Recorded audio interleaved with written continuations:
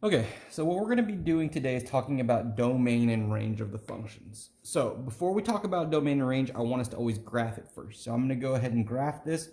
So this -2 is on the inside, so I'm going to move 2 to the right, and then -2 on the outside, so it's vertical, and we're going to keep it, so we're going to go -2. It's squared, so what shape is that going to be? That's going to be my U. Okay? So now, to talk about domain and range, I want us to look at these arrows first on these graphs, okay? So what direction is this arrow going?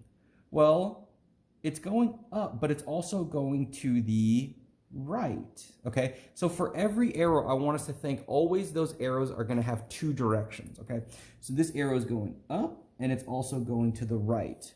This arrow is doing what? Well, it's going up, but this one's going to the left, okay? And now that we have our little arrows drawn, now we can talk about domain and range, okay? So domain, which way does domain go? Well, domain deals with what? X's or Y's? Domain deals with X's.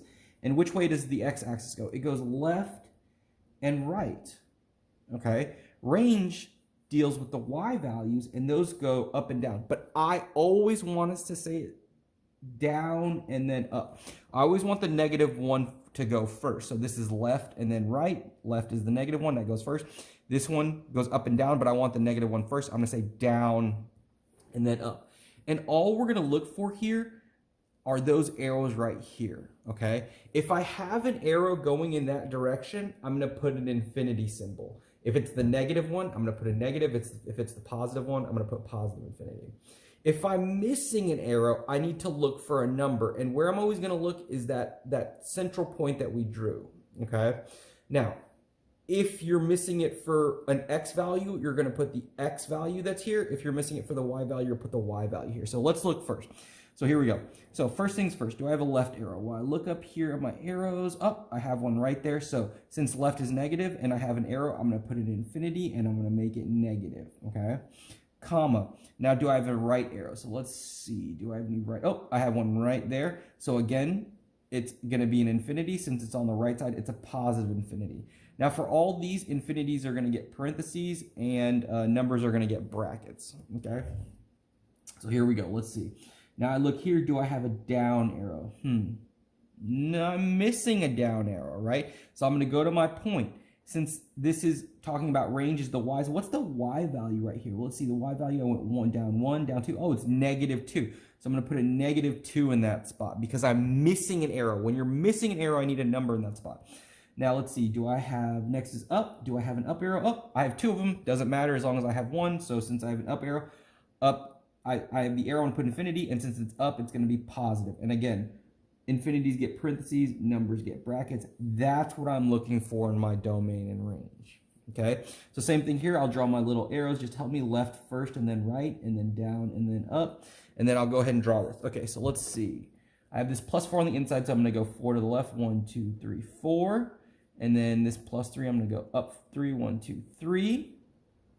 Now it's a square root, so normally I draw it like that. But I see this negative sitting on the outside, so I have to make it go down. Okay. This one I only have one arrow. That's fine. We only have one arrow to look at. So let's see. This arrow is moving down and it's going to the right. Okay. So again, let's go back here and look. So remember, domain is X, range is Y.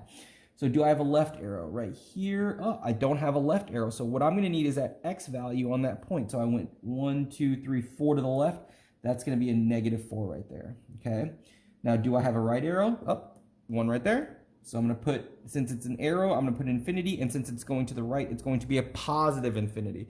So I'm going to put my parentheses there and I'll put my bracket there. Okay, range, let's see, down. Do I have a down? Oh, I do have a down arrow. So since I have the arrow, I'm going to put infinity. And since it's down, I'm going to put a negative with it.